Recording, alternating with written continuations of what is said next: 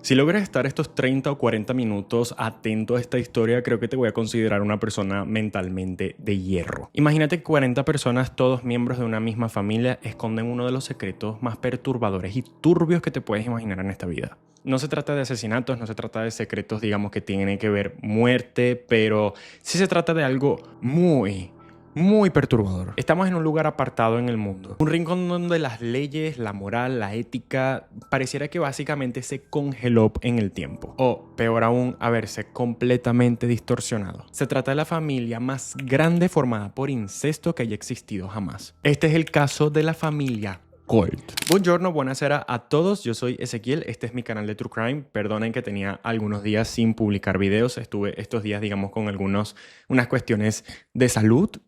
Estoy bien, simplemente estaba haciendo unos exámenes. Si de casualidad ven que algo se escucha en el micrófono como algún ruido, es que el clima de Italia decidió pasar de una nevera a un horno de un día para otro y es por eso que tuve que colocar el ventilador allá atrás porque si no me iba a estar aquí 2 horas grabando horneándome. Antes de pedirte que te suscribas o me apoyes en este canal, quiero que sepas que el objetivo de cada uno de mis videos es dar un mensaje positivo, entretenerles y sobre todo recordar las víctimas de cada historia. Y antes de pedirte que me apoyes, te suscribas o comentes este video, quiero que sepas que esta historia es muy turbia, es muy perturbadora. Si los temas como el incesto y este tipo de cosas pueden ser cosas que te pueden perturbar y te pueden hacer sentir raro, por favor, sáltate este video. Yo prefiero mil veces, no me ofendo, prefiero mil veces perderme una visita a, digamos, jugar con la psique de una persona. Así que, dicho esto, podemos comenzar. Viajemos mentalmente al suroeste de Nueva Gales, en Australia. Específicamente una localidad que se llama Burowah. Una zona que se caracteriza por la vida lenta, la vida de campo, donde muchas personas tienen este estilo de vida pues tranquilo. Para los ojos de cualquier persona casual, este era como el lugar perfecto para describir, digamos, la vida del campo y la vida rural de Australia. Sin embargo, en el 2012 la gente rural también de la zona y creo que de toda Australia se sacudieron por completo al enterarse del caso que te voy a estar contando hoy, que fue el caso que sacudió terriblemente a todo este país, y yo diría que al contarlo a todo el mundo, el caso más extremo y desgarrador de incesto institucionalizado por una familia, el clan de la familia Colt. Antes de empezar con la historia, tengo que hacerles una aclaración por cuestiones legales y éticas, y es que los nombres que yo les voy a estar diciendo no son los nombres reales de las personas de las que vamos a estar hablando. Simplemente las autoridades decidieron dar nombres no exactos pues para proteger la privacidad de los menores. Nombres como Tim, June, Betty y Marta. Durante años esta familia fue percibida pues por los escasos vecinos de la región como una familia muy ermitaña, muy alejada y muy en lo suyo. Simplemente se sabía que operaban en una granja y que apenas pues tenían contacto con el mundo exterior. Si necesitaban provisiones, comida y todo ese tipo de cosas, pues tenían la mínima interacción posible, eso de ir al supermercado, comprar lo que van a comprar y regresar a casa. Lo que nadie en Burowah, en esta zona, se imaginaba era la dimensión demográfica de el aislamiento como tal. Dentro de esta propiedad no vivían 1, 2 o 3 o 4 o 5 personas. Había un colectivo humano compuesto por 40 personas, una microsociedad que funcionaba y existía en base a sus propias turbias dinámicas. Este aislamiento profundo comenzó en el momento en el que las autoridades civiles se dan cuenta de que habían faltas de registros y ponían de cierta forma pues presión a esta familia para que escolarizaran a los niños. Los adultos de este clan pues para no hacerse ver y no hacerse notar tanto y para disimular un poco la situación decidieron mandar a alguno de los menores de edad a la escuela para evitar que estas autoridades pues vayan a sus casas y inspeccionen todo lo que está ahí. Y fue este el preciso instante, amigos, cuando todo este muro de silencio de esta familia se desmoronó. Los maestros y los representantes de esta escuela no tardaron en notar que algo había muy mal en los niños, en estos niños de este clan que estaban yendo a la escuela. Los niños de este clan Colt, gente, iban a la escuela en unas condiciones higiénicas deplorables y más allá del descuido físico, también los profesores notaron una cierta y alarmante discapacidad cognitiva que habían en estos niños de acá. Niños que se mostraban a un nivel cognitivo mucho más bajo respecto a los niños de su propiedad. no sabían cómo relacionarse, eran muy en lo suyo y en los momentos en los que interactuaban pasaban cosas muy turbias entre los profesores y estos niños. Estoy utilizando mucho la palabra turbio, no sé si les gusta la palabra turbio. Lo que pasa es que yo siento que nosotros jóvenes nos entendemos más con esa palabra. Y ustedes dirán, pero ¿qué pasaba? O sea, ¿qué ejemplo tenemos de que estos niños hacían o decían en esta escuela?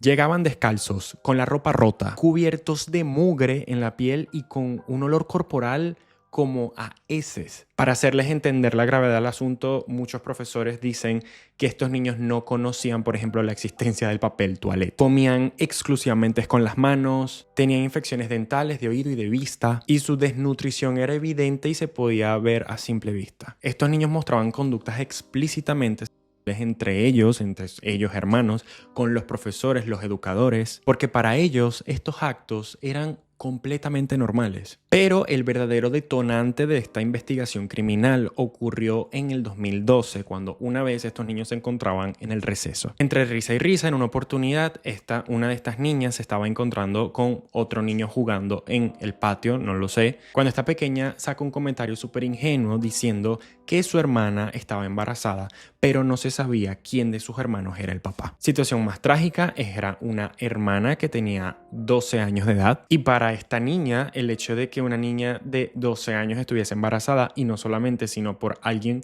muy directo por parte de su familia, era lo normal. Era la cotidianidad que esta niña vivía todos los días y por ende los demás niños y por ende toda esta familia. Uno de los niños que escuchó esta conversación obviamente se alarmó y optó por hablar con sus padres al respecto, y uno de estos representantes habló con los profesores. Cuando los profesores se enteran, activan el protocolo de emergencia inmediatamente. Notificaron a las fuerzas policiales y a los servicios de protección infantil. El 18 de julio del 2012, una comitiva oficial cruzó las puertas de esta casa, pues para inspeccionar. Y lo que encontraron adentro, amigos, fue como estar en una película de ficción y de horror y de terror y de todo. Y antes de hablar sobre lo que encontraron y todo este tipo de cosas, tengo que explicarles cómo es que un grupo humano puede desgarradarse a tal nivel. Es necesario para eso retroceder un momento en el tiempo y explicarles el árbol genealógico de toda esta gente. En este caso, el origen remoto de todo esto comenzó en Nueva Zelanda. Tim Colt nació en 1943 y John Colt nace en 1948. El patriarca y la matriarca de todo este clan. Sin embargo, el germen de la anomalía en los genes de estos dos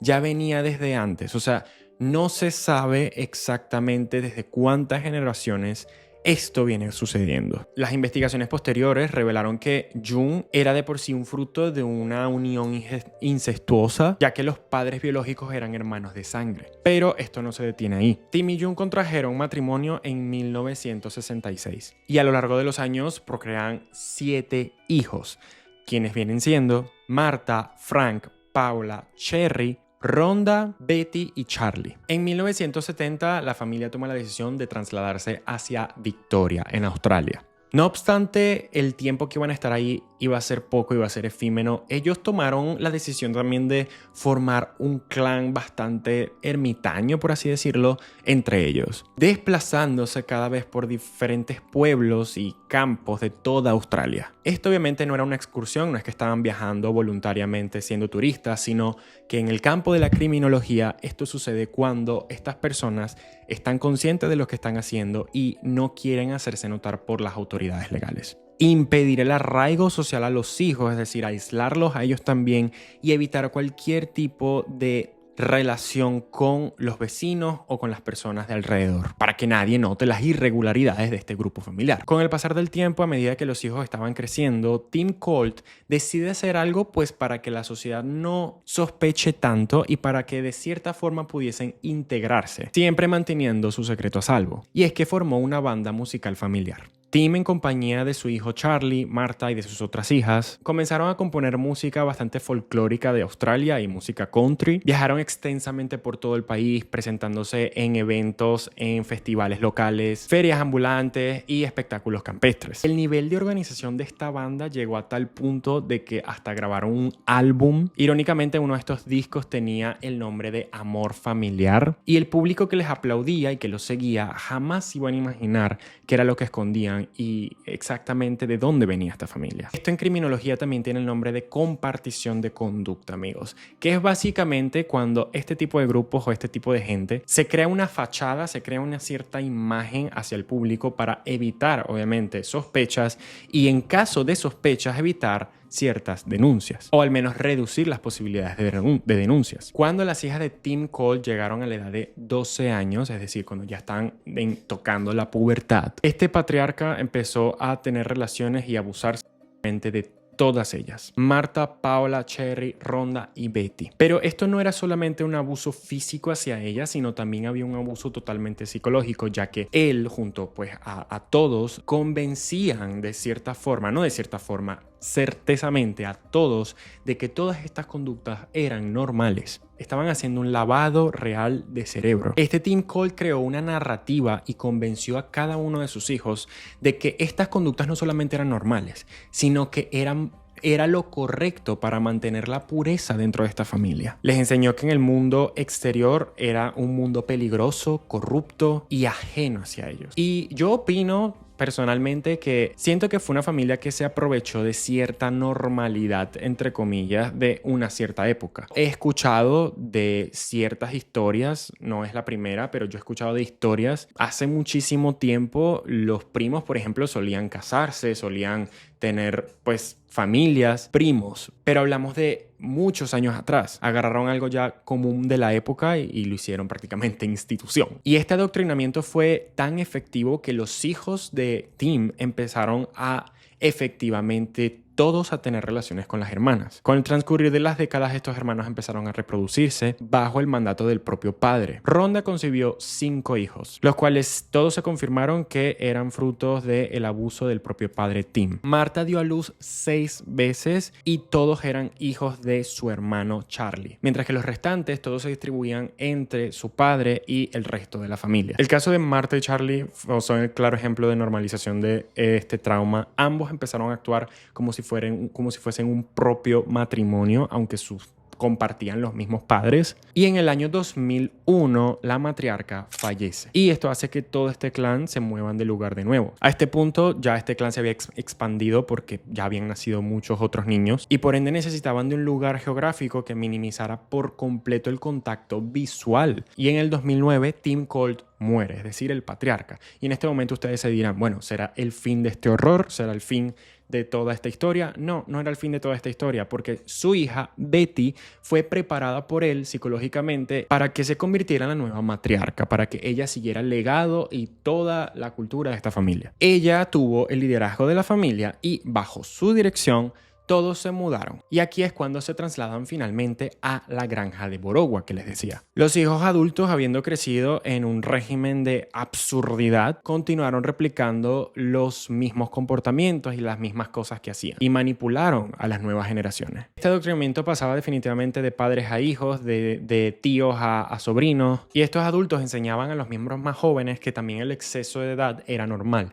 ya que dentro de esta familia también ciertas relaciones entre personas de 60 años y 12 años era también normal. Es decir, amigos, cada niño que nacía en este clan llegaba definitivamente a manos de depredadores, de gente que no tenía capacidad de proteger un hogar, todo lo contrario de abusar de todos. Pero también les quisiera explicar a nivel científico y biológico qué es lo que ocurre aquí. Este caso de la familia Cole es uno de los devastadores casos de endogamismo extremo, prolongado por múltiples generaciones. A nivel genético, los seres humanos tenemos 2 copias de cada gen, una generada del padre y otra generada de la madre. Estas copias se conocen como alelos. En una población saludable y diversamente genética, la variabilidad es alta, lo que quiere decir que si uno de estos miembros porta una mutación dañina de un gen recesivo, es sumamente probable que la otra copia del gen, es decir, la otra persona que no tiene relación parental, sea completamente normal y compensa el defecto,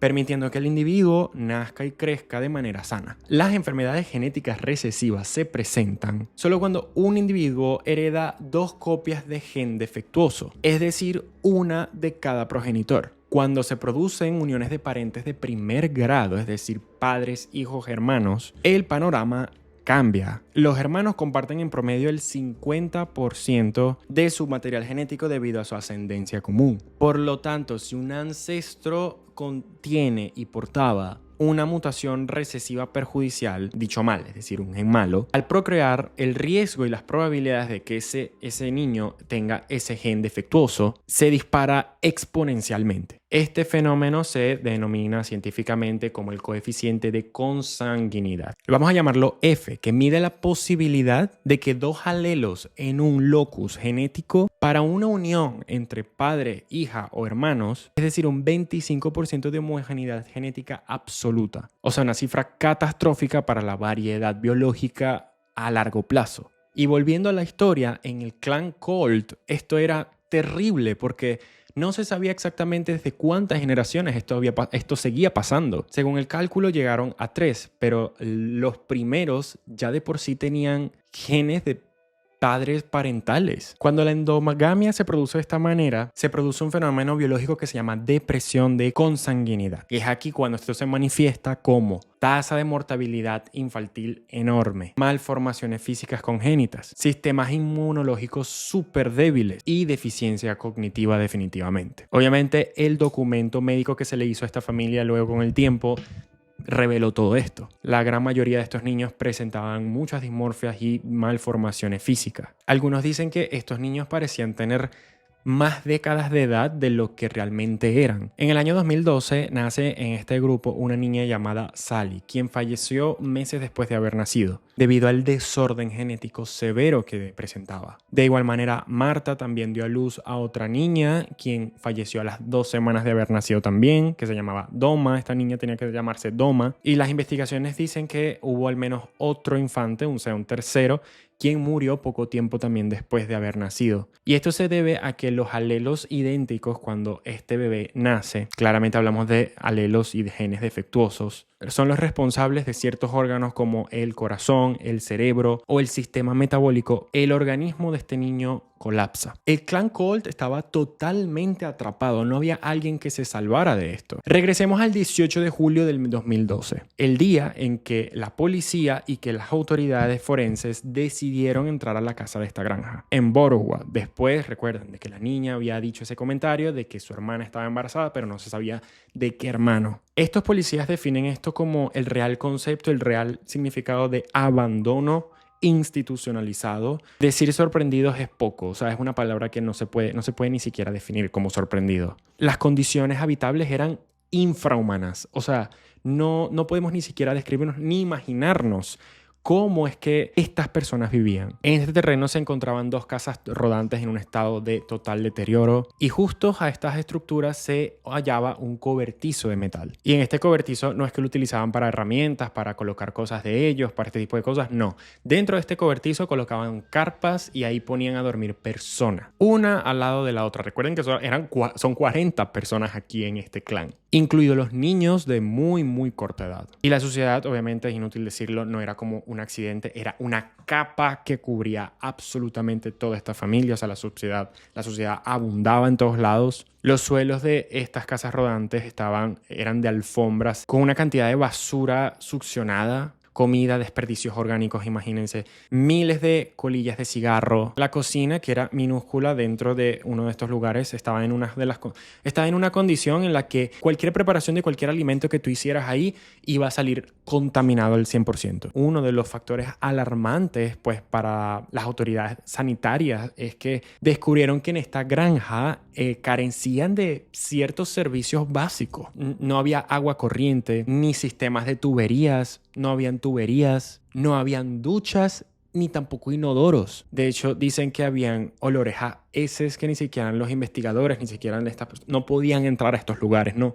Era imposible. Y pensar que estos niños vivían y dormían en estos lugares. Les digo que al no existir baños, estas personas, todas sus necesidades fisiológicas las hacían básicamente en el piso, en la tierra circulante de las zonas, pero también zonas donde dormían y donde circulaban y comían. Obviamente, al ver esto, las autoridades sanitarias inmediatamente ordenan el desalojo de toda esta zona y rescate de todos los menores de edad. Un total de 12 niños que variaban de edades de 5 a 17 años. Fueron refugiados formalmente de la custodia del clan y trasladados a hospitales y a hogares de acogida temporales. Y los exámenes médicos detallados a los que fueron sometidos estos 12 niños presentaban hongos, infecciones severas en la piel, en el cabello, el cuero cabelludo debido a la falla de todo. No se bañaban, y todo esto obviamente. Patologías dentales extremas con piezas dentales podridas, cuadros severos de desnutrición y deshidratación, infecciones virales de diversas índoles. Es decir, nunca habían recibido alguna atención médica o farmacéutica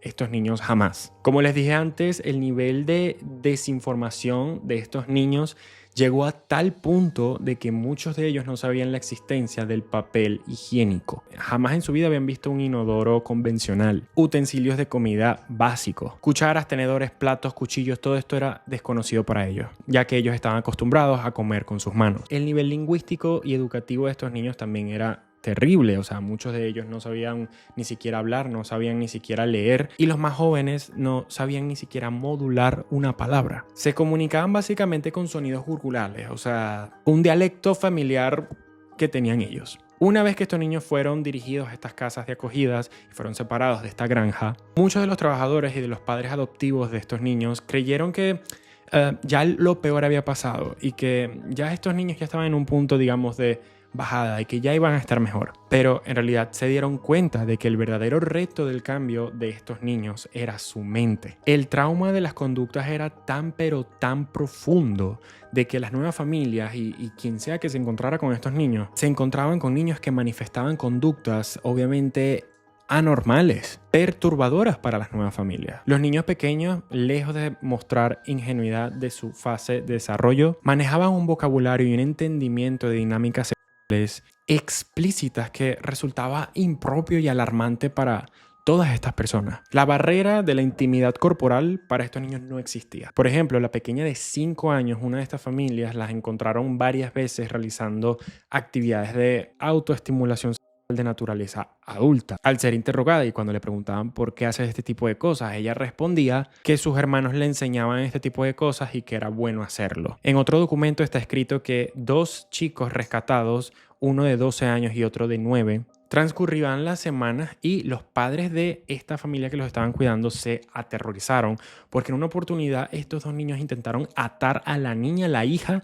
de esta familia cuidadora, para abusarse de ella. Y al ser descubiertos, estos niños demostraban confusión, ya que no lograban identificar la gravedad de lo que estaban haciendo, no lograban identificar la grandeza de lo que se le había estado enseñando antes. Para ellos simplemente estaban haciendo ese tipo de juegos y rituales que hacían en su casa de Borowa. Asimismo, otra de las niñas, por ejemplo, presentaba ciertos comportamientos de que muchas veces intentaba besar a su padre de la familia cuando el adulto la frenaba y le explicaba de que este tipo de conductas no eran correctas de forma pacífica y que no debía realizarse. Ella entraba en un estado de ira, frustración y llanto descontrolado.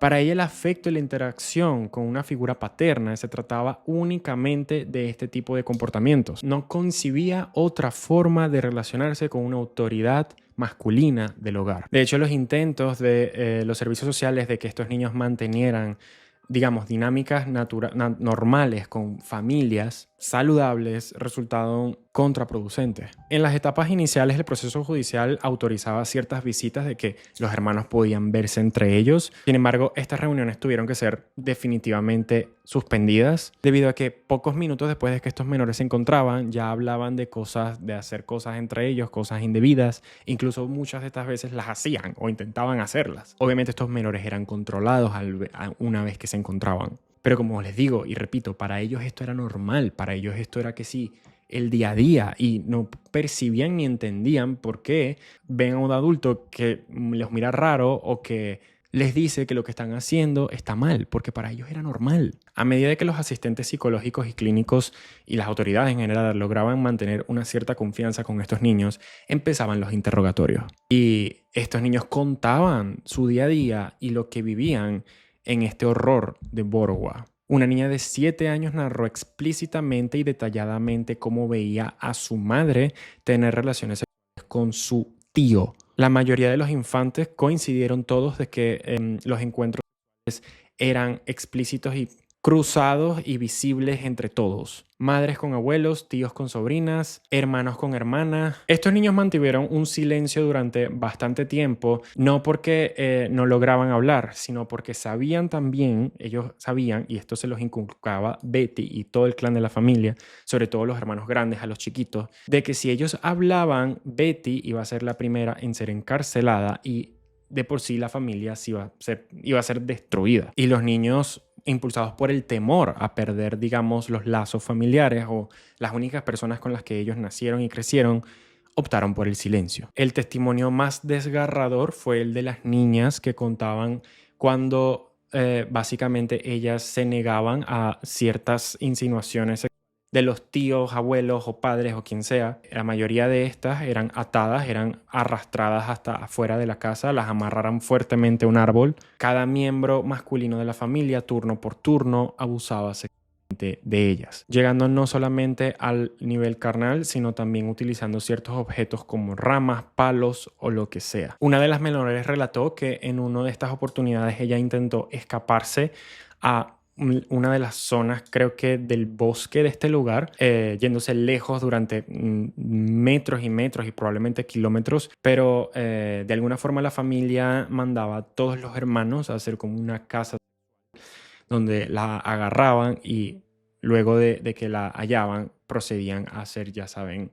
o no saben ustedes o no sé, yo ni me quiero imaginar, con un volumen abrumador y desgarrador y masivo de menores diciendo todas estas declaraciones. Los investigadores judiciales comenzaron con las declaraciones verbales. Todo esto tenía que ser respaldado por pruebas científicas, ¿no? Los estados mentales de cada niño y no solamente, sino los testimonios y todo ese tipo de cosas. Chicos, esto es muy desgarrador y muy confuso, pero una de estas niñas, que se llamaba Kimberly, afirmó textualmente que era hija del padre de su madre y hija también del padre de su abuela. Es decir, Tim era el progenitor de la abuela, de la madre y de la propia Kimberly. Es decir, la abuela, la madre y la hija eran hermanas también. Para resolver este caso, en septiembre del 2012, el Tribunal de Nueva Gales decidieron realizar un screen genético masivo de toda esta familia. Pruebas de ADN, etc. Los resultados de los paritajes eran definitivamente incalculables y de las 12 pruebas que hicieron de 12 niños, 11 de ellos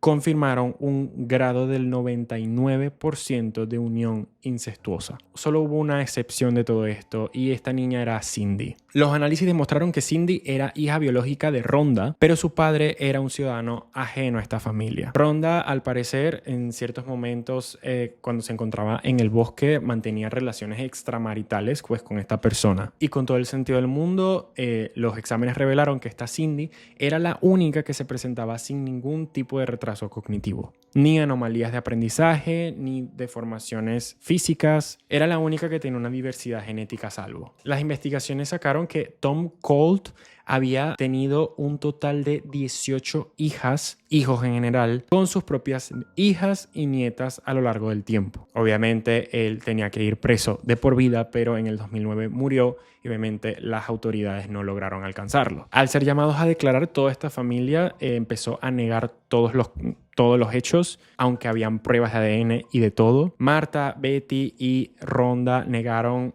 de forma categórica cualquier tipo de práctica incestuosa dentro de esta familia, a pesar de que el juez tenía las pruebas de ADN de todos. Betty decía que todos los hijos eran hijos de vagabundos de paso, de forasteros y de personas que no tenían absolutamente nada que ver con esta familia. La peligrosidad y la falta de remordimiento de esta señora, de esta Betty, quedaron de prueba en el 2013. Mientras que el proceso legal de ella estaba ocurriendo, las autoridades mandan y ordenan un alejamiento total de forma indefinida de cualquier adulto con cualquier menor de edad de esta familia. Cualquier contacto físico, telefónico, telepático, todo. Betty ideó un plan criminal para poder secuestrar a todos sus hijos, quienes se encontraban residiendo en un hogar de acogida estatal. Aprovechando una breve visita que tenía con ellos, pues obviamente temporal, les da un teléfono dándole las instrucciones de mantener ese teléfono oculto, que nadie los vea. Estos niños escondieron estos teléfonos en un arbusto, ubicados en las partes exteriores de estas casas de acogida donde estaban, y solamente en las noches se acercaban a estos arbustos y se llamaban con su madre. Pero Betty ignoraba en todo esto era que las fuerzas policiales marcaron y tenían la autorización de poder perseguirla y de por sí obtener autorización judicial de escuchar todas las conversaciones que Betty estaba teniendo. Y entre ellas, obviamente, las conversaciones telefónicas que tenía con sus hijos. Al registrar las grabaciones de los diálogos entre Betty y sus hijos, los oficiales descubrieron un detalle muy perturbador. Esta Betty no solamente estaba planeando y les explicaba a estos niños cómo los va a sacar de donde están para llevarlos al sur de Australia y hacerlos prácticamente migrar de estado, que supongo que en Australia de todos modos te pueden encontrar, sino que Betty, sí, sobre todo con Robbie especialmente, tenía un tono y una forma de expresarse en carácter sexual e íntimo, perpetuando incluso el abuso a distancia. Tras escuchar estas conversaciones, Betty fue arrestada de inmediato y sentenciada a una pena de 12 meses de prisión por desacato, intento de secuestro, intento de sustracción de menores y perversión de la justicia. Marta se declaró culpable de 5 cargos: perjurio, declaraciones falsas ante tribunal y por haber ocultado sistemáticamente las identidades de los hijos y de los padres. Chicos, este es un caso que a mí me costó muchísimo hacerlo y decirlo porque es muy turbio. Si llegaste hasta aquí, no sé cómo llegaste hasta aquí, por favor, coméntame si llegaste hasta aquí. Creo que, como te dije al inicio, tienes una mente de hierro, porque la primera vez que escuché este caso, yo hasta me salí del video enseguida porque en serio, wow, es fuerte de escuchar. Coméntame qué estabas haciendo mientras que estabas viendo este video. Gracias por estar aquí, por apoyarme en este nuevo canal. Te pido que te suscribas, comentes, les des like, porque solamente de esa manera me estarías ayudando a crecer este canal y seguir trayéndoles casos de crímenes. En este mundo definitivamente siempre hay de todo. Gente, cuídense. No acepten ningún tipo de maltrato en ningún tipo de hogar. Y una vez que ven algo así, por favor, repórtenlo. Y sin más nada que decir, espero que estén súper bien y nos vemos en el próximo video.